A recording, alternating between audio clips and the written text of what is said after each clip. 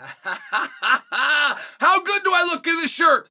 I love wearing barbell clothes. Look, here's the deal I don't want you to miss. It's 20 days, guys, from December 9th to December 29th. Barbell Apparel is running their annual hoodie sale. Go to barbellapparel.com. When you spend just $99, of course it could be more, they're going to throw in a free athletic fit hoodie. These hoodies are not your average hoodie. They're built for athletes with 7 new designs this year. And here's the best part. You can stack this deal. For example, you spend $200, you get 2 hoodies. $300, 3 hoodies. $400, nobody even knows. Load up while you can, because these designs sell out fast every year. December 9th to the 29th only. When they are gone, they're gone. No excuses. Now let me tell you why athletes love Barbell Apparel. First up, the pants. The fit is unbelievable. They're designed for freedom of movement. The quality is top tier, and if the size isn't perfect, Barbell's got you covered with their size exchange guarantee. And Barbell Apparel is going to make sure you look good, feel good, and perform at your best. So don't wait. Go to barbellapparel.com from December 9th through the 29th. Drop $99 and claim your free hoodie. Spend $500. I don't even know how many hoodies you're going to get. Barbell Apparel, built for athletes, built for you. Robert Whittaker is one of my favorite topics for a number of reasons. First off, I enjoy scolding him. I enjoy belittling and condescending what could have been.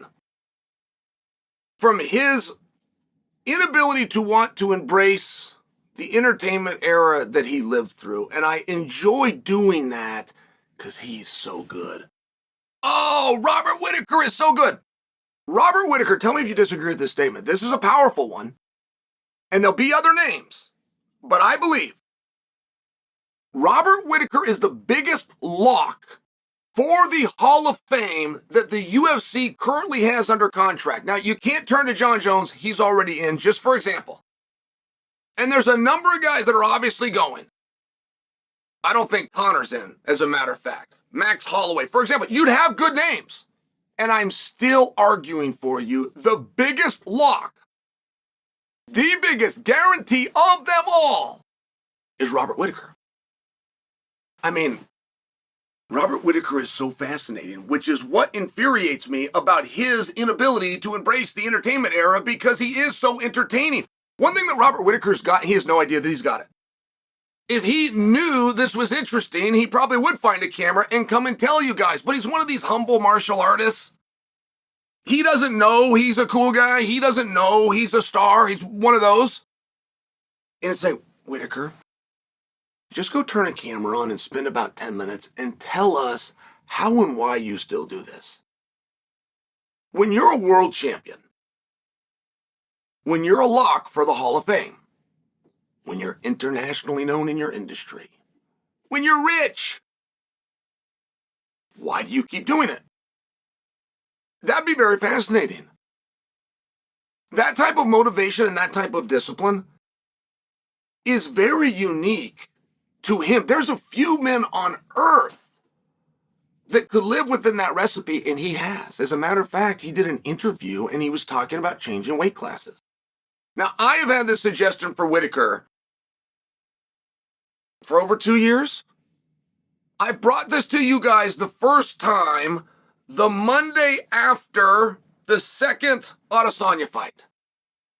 And I said, let's get him up to light heavyweight. And it was so fascinating, right? And it's been such a changing of the guard at light heavyweight. But Jamal Hill is probably too big for him. But if you took Jamal, Pierre is probably too big for him.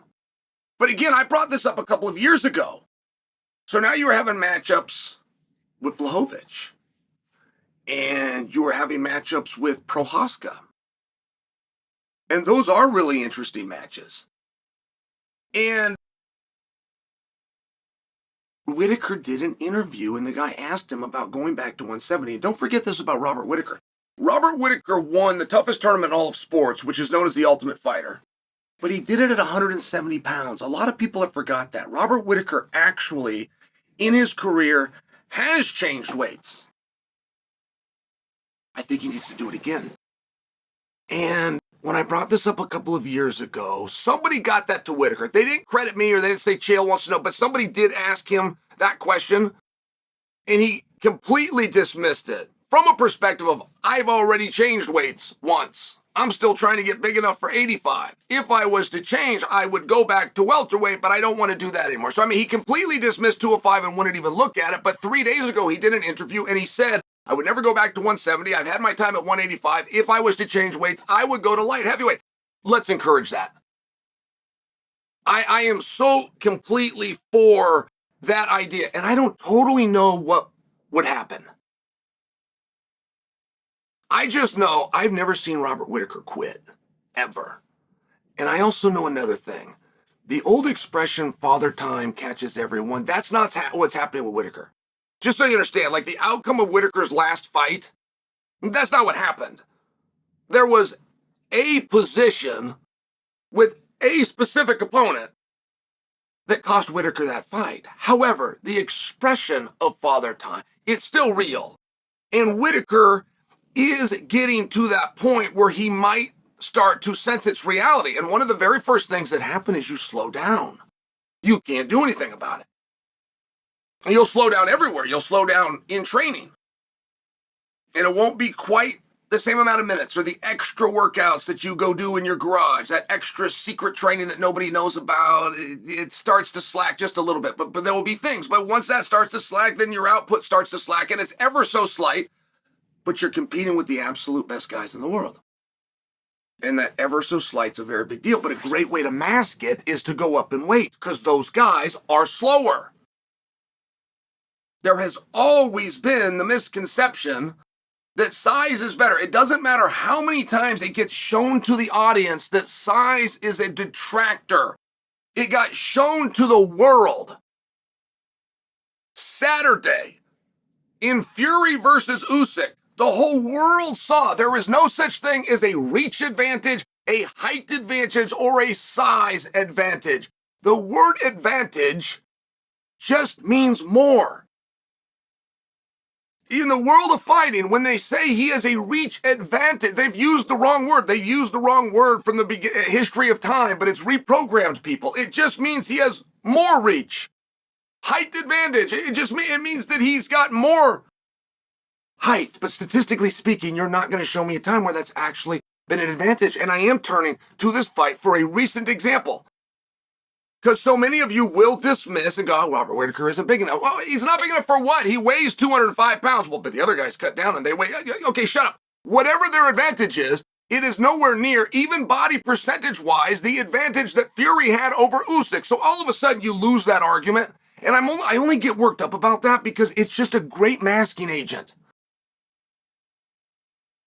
As you do get older and that whole father time, that whole business, you become a veteran, you've had your moments, whatever it is, you will slow down just a little bit, and you can hide that if you start fighting guys that are slower.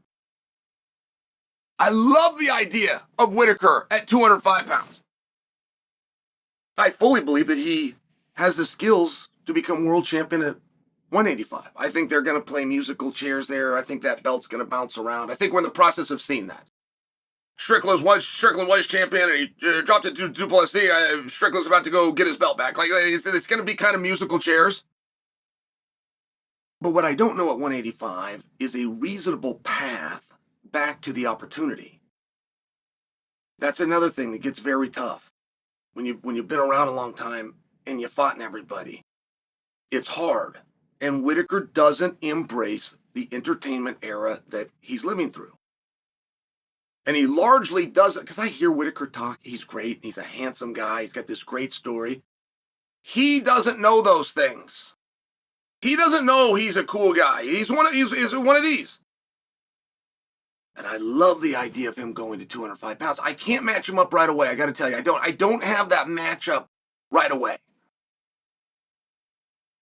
Like Robert Whittaker versus Anthony Smith is very interesting to me. Right now, I'm supporting a different idea. There was a fight. Maybe it was even Eric Anders called out Anthony. It was something like this, but Anthony and Anders got associated. I like that idea, but I'm just throwing out for you. Right off the bat, I can see matches, meaningful matches for Robert Whittaker at 205 pounds. And you know what I can't do? He would be a top draw, and I would not disrespect Robert Whittaker. So I don't want to see that. But I don't have a match I can make for him at 185. I don't have a match that's jumping off the page for me at 185. Robert Whittaker versus Khalil Roundtree is a main event right now. I just like the idea of 205. I want somebody to stay behind that. I've had the same thought. I've had the same idea. I had it 2 years ago. It's looking more and more like I was right.